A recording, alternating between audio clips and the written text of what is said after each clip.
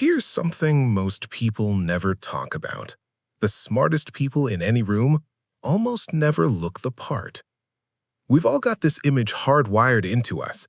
The IQ person is the one dominating the conversation, rattling off answers, making sure everyone knows exactly how sharp they are. Confident, loud, impossible to miss. But decades of cognitive psychology research tell a completely different story. What scientists actually found, after studying highly intelligent individuals across hundreds of studies, is that a very high IQ doesn't just make someone smarter, it rewires the entire way they experience the world. The way they think, the way they feel, the way they move through a room full of people. And here's the part that'll really get you. Most of the behavioral patterns consistently linked to extremely high IQs? Dramatic. They don't look like intelligence at all. Some of them look like anxiety. Some look like arrogance. Some look like social awkwardness, shocked, and a few of them look an awful lot like failure.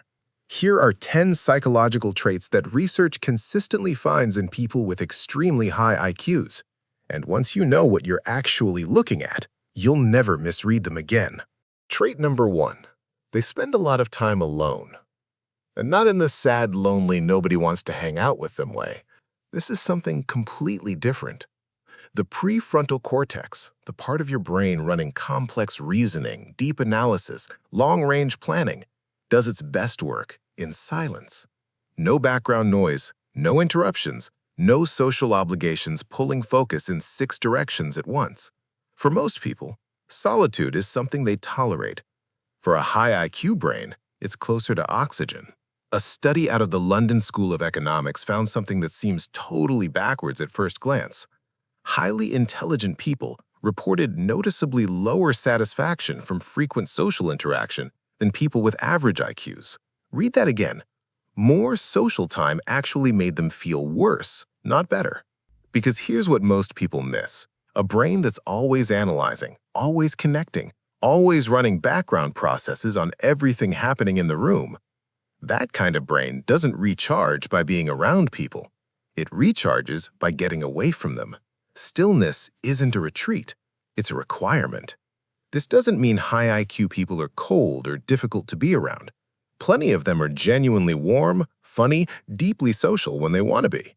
It just means the cognitive cost of social interaction is significantly higher for them than it is for most, and their brain knows it, even when they don't. So the person who consistently skips the after-party, who needs an hour alone after a big group event, who seems to disappear for days at a time, don't read that as dysfunction. That might just be a very smart brain taking care of itself. But here's where it gets interesting, because solitude is only part of the story. What happens inside that solitude is a whole other thing entirely. Trait number 2. Their minds never fully switch off. And we're not talking about the occasional late-night overthinking spiral everyone has after a rough day. This is something running constantly, a background process that never closes, never pauses, never actually rests. High IQ individuals report it all the time. The thinking doesn't stop during downtime, doesn't stop during dinner, doesn't stop at 2 a.m. when the rest of the world is completely unconscious. There's always something turning over, a problem being rebuilt from scratch, a conversation from 3 days ago being analyzed for what it actually meant, a mental simulation running for something that hasn't even happened yet. Psychologist Kazimir Dombrowski studied this deeply in gifted individuals and put a name to it: psychomotor overexcitability, a restless internal energy that expresses itself mentally rather than physically, a drive to think that simply doesn't come with an off switch. And neuroscientist Rex Jung at the University of New Mexico found the structural reason why. Higher intelligence is directly linked to richer connectivity between distant regions of the brain, not just faster processing in one spot. Simultaneous activity across a much wider network. The highly intelligent brain isn't just thinking more quickly, it's making connections across a massive landscape of ideas all at the same time. That constant connectivity is exactly what makes rest so hard to come by. From the outside, this looks like restlessness, like anxiety. like someone who can never just relax and enjoy the moment. But that's not what's happening. The brain isn't malfunctioning. It's doing precisely what it was built to do, and it refuses to stop just because the rest of the world clocked out for the night. But here's the part that'll genuinely surprise you, because all of that internal processing, curious, it doesn't just affect how they think, it completely changes how they feel. Trait number 3. They feel things more deeply than they show. And this one genuinely catches people off guard, because the image we carry of the high IQ person is the cold, rational thinker, detached, clinical, someone who lives entirely in their head and barely registers emotion at all. Logic over feeling every single time. Psychology research dismantles that picture completely. People with significantly elevated IQs don't feel less than average. They feel considerably more. Dabrowski identified this as emotional overexcitability, a heightened sensitivity to emotional input that makes highly intelligent individuals acutely responsive to things like music, beauty, moral injustice, and the suffering of people they've never even met. A study published in the journal Intelligence found that higher measured IQ correlated directly with greater emotional reactivity and emotional depth, particularly around art, ethical questions, and human behavior. The smarter the person, the more intensely they tend to feel the full weight of what's in front of them. So why doesn't it show? Because the same intelligence that makes them feel more also gives them extraordinary control over what they let reach the surface. They process fast. They regulate well. They've usually learned from early on that the full intensity of what they're experiencing doesn't always land well in a room full of people running at a different frequency. So they hold it. They look calm. They look composed. They look, sometimes, like they don't care at all. But underneath that composure is often someone experiencing everything at a volume most people around them would find completely overwhelming. Now, all of that depth, all that feeling, all that processing eventually runs into a very specific wall. And what happens when it does is one of the most misunderstood traits on this entire list. Trait number 4. They're completely comfortable saying, "I don't know," which sounds simple until you realize how rare it actually is. Most people treat admitting uncertainty like a small defeat, a crack in the armor, something to paper over quickly before anyone notices. So they fake confidence. They fill the gap with something that sounds plausible and move on. The performance of knowing becomes more important than the accuracy of knowing. Highly intelligent people do the opposite. And they do it genuinely, not as some rehearsed display of humility, not to seem approachable, because their brain has gone deep enough into enough subjects to fully understand how much complexity actually lives there, how many exceptions exist, how many things that looked certain from a distance completely fall apart up close. This connects directly to the Dunning-Kruger effect, the well-documented finding that lower competence frequently produces the highest confidence, because the person doesn't know enough yet to see how much they're missing. Highly intelligent people sit at the other end of that curve entirely. The deeper their understanding, the more clearly they can see the edges of what they actually know. So when a high IQ person stops mid-sentence and says, "I don't know enough about this to have a real opinion," that's not hesitation, that's precision. That's a mind that values an accurate picture of reality more than it values sounding impressive in the moment. The person in the room holding every single opinion with bulletproof certainty, no matter what new information shows up, almost never the sharpest one there. And that intellectual honesty, it creates a very specific kind of problem. Because when you think at that level, finding someone who can actually keep up becomes something closer to a lifelong search. Trait number 5. They struggle to find people who genuinely think at their level. And this is one that highly intelligent people almost never say out loud. Because saying it out loud sounds arrogant. Sounds like they think they're better than everyone around them. So they stay quiet about it. They carry it privately. And the research shows it's nearly universal among them. It's not arrogance. It's something much quieter than that. Psychologist Leda Hollingworth spent decades studying highly gifted adults and identified what she called the problem of stimulus poverty, the experience of a mind that simply cannot find sufficient depth or challenge in its immediate environment. Not because the people around them aren't good people, but because conversations that stay surface level, questions that don't go anywhere interesting, ideas that get dropped the moment they start getting complex, leave a high IQ mind feeling a very specific kind of hollow. What Hollingworth observed wasn't superiority, it was longing, a genuine, quiet hunger for someone who could follow an idea all the way to the bottom without needing to turn back halfway. And when that person doesn't show up, which is most of the time, highly intelligent people adapt. They calibrate themselves down. They edit in real time. They show up to conversations as a smaller, simpler version of what they actually are, because experience has taught them that the full version doesn't always fit. The result is that they often come across as distant, disengaged, hard to read. Not because they lack social ability. Plenty of them are remarkably perceptive socially, but because they've quietly accepted that most conversations aren't built to hold what they actually want to say. So a lot of who they really are never enters the room at all. But here's what's fascinating.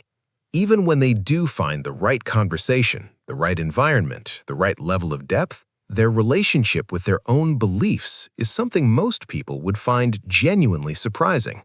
Trait number 6. They change their minds when the evidence changes. And in a world that treats consistency as a virtue and flip-flopping as a character flaw, this one gets misread constantly. Highly intelligent people don't hold beliefs like possessions.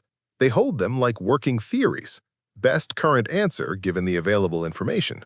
Subject to revision the moment better information shows up. And when it does, when something lands that directly contradicts what they previously believed, they update, without drama, without digging in, without needing to protect the previous version of themselves that held the old position. In psychology, this is called cognitive flexibility, and it's one of the most reliable markers of advanced problem-solving ability research has identified. Because here's what's actually happening inside that mind. It isn't attached to being right about any specific thing. It's attached to having the most accurate possible picture of reality. Those are two completely different goals. And the second one requires being genuinely willing to discard something you held with total confidence yesterday because something more accurate showed up today. From the outside, this looks like inconsistency, looks like someone who can't make up their mind, looks like unreliability. People who shift positions get labeled wishy-washy, unprincipled, easy to push around. But what's actually happening is the opposite of weakness. It's a mind running a continuous, honest update process on everything it thinks it knows. No ego attached to any particular conclusion. No identity wrapped up in any specific belief. The people who never change their minds, regardless of what new evidence walks through the door, are almost never the most intelligent people in the room. And while everyone else is busy broadcasting their opinions, the high IQ person is usually doing something completely different, something most people in the room never even notice. Trait number 7. They observe far more than they say. Walk into any room with a highly intelligent person in it, and there's a solid chance you won't immediately know who they are. They're not the one holding court, not the one making sure their opinion gets heard first. They're the one in the corner who's been quietly watching everything for the last 20 minutes before saying a single word. And in that 20 minutes, they've already clocked more than most people in the room will catch all night.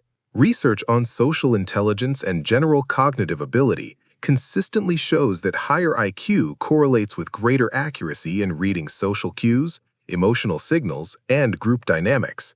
Who defers to whom, where the real tension is sitting, what the conversation is actually about beneath the surface level that everyone's pretending is the real conversation. But here's the thing. Processing all of that takes time. A high IQ brain isn't slower.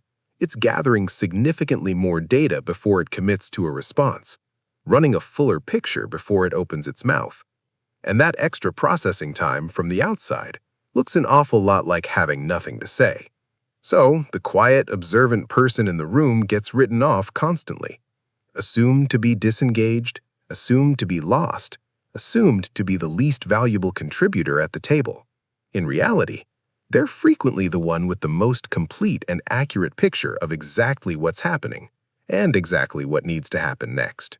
The frustrating irony, by the time they're ready to speak, half the room has already moved on to something else. So, they hold it, and the cycle repeats. But all of that observation, all of that processing, all of that deep depth, it creates a very strange and deeply personal problem when it comes to actually doing the work that matters most to them. Trait number 8. They procrastinate hardest on the work that matters most. And this one genuinely confuses highly intelligent people about themselves, because it doesn't make sense on the surface.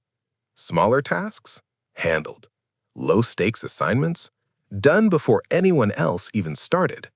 But the work with real meaning behind it, the work that could actually represent what they're fully capable of, somehow never quite gets off the ground. It sits there, right at the edge of starting, permanently. Researchers studying high cognitive ability found that this pattern has nothing to do with laziness.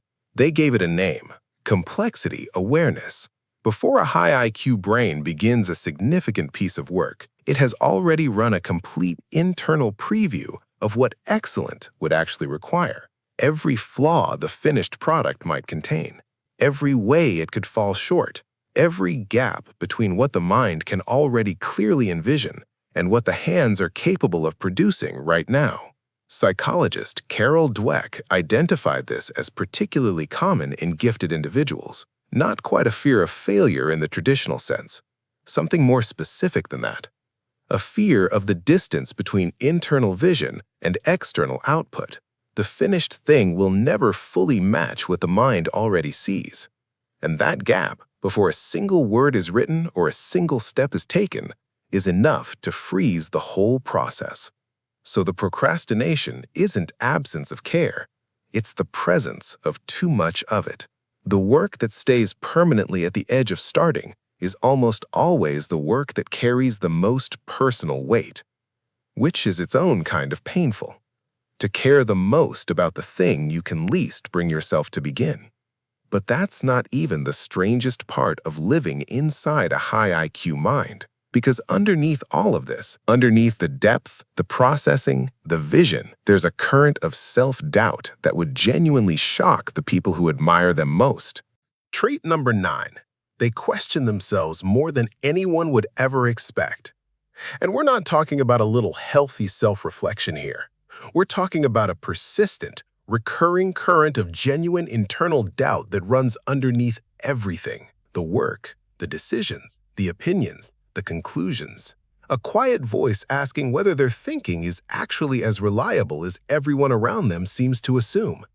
The people who look up to them would find it almost impossible to believe. But it connects directly back to something we already covered: the Dunning-Kruger effect, except this time at the opposite end of the curve. The deeper your understanding of any subject, the more clearly you can see everything that remains uncertain within it. Confident, the more you actually know, the more precisely you can map out exactly how much you don't know yet.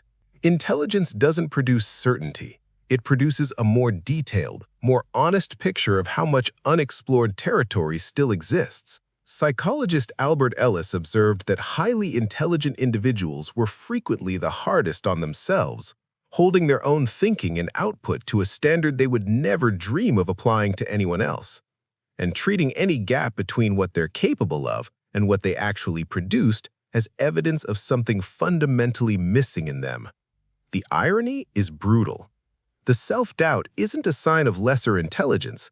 It's almost always a signature of greater intelligence. The most certain people in the room, the ones who never waver, never second-guess, never lose sleep over whether they got it right, are rarely the sharpest ones there. But all of this, the solitude, the restless mind, the depth of feeling, the self-doubt, the difficulty connecting, it all feeds into one final trait, the one that quietly ties every single thing on this list together. Trait number 10. they carry a quiet sense of not quite belonging. And this is the one that ties every single trait on this list into a single, coherent picture. It's not dramatic. It's not a crisis. It's not something they walk around announcing. It's subtler than that. A persistent, low-level awareness of being slightly out of sync with the environment around them. The conversations, the social rhythms, the things people seem to find completely satisfying that leave them feeling quietly hollow. A sense of almost fitting, but not quite. Of being in the room, but never entirely of it. Psychologist Mihaly Csikszentmihalyi, whose decades of research on exceptional minds remains some of the most important work in cognitive psychology, found that individuals with the greatest intellectual capacity almost universally described their inner lives as the most complex, the most difficult to explain, and the hardest to share. Not because they were uniquely suffering, but because they were experiencing life at a level of detail and resolution that most people around them simply weren't operating at.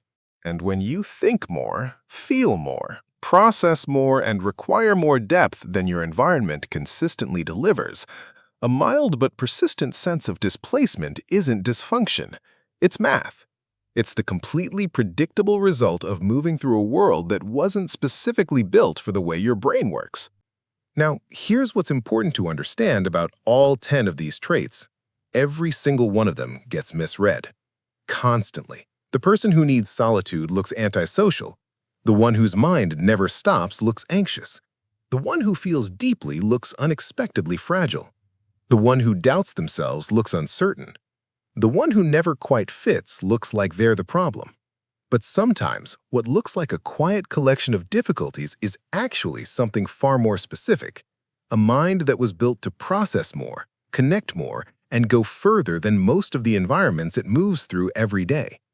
Because at its core, a very high IQ isn't just about knowing more facts or thinking faster than the person next to you. It's about experiencing the full complexity of the world with very little filter between you and it. Feeling the weight of things most people walk straight past without noticing. Carrying questions that don't have clean answers. Living at a resolution that is, simultaneously, the most powerful and the most demanding thing a person can carry through a lifetime. If this video described something real about you, drop a comment with the trait that hit closest to home. I read every single one, and if it gave language to something you've been carrying quietly for a long time, share it with someone who might need to hear it too. Don't forget to subscribe so you won't miss the next one. See you there!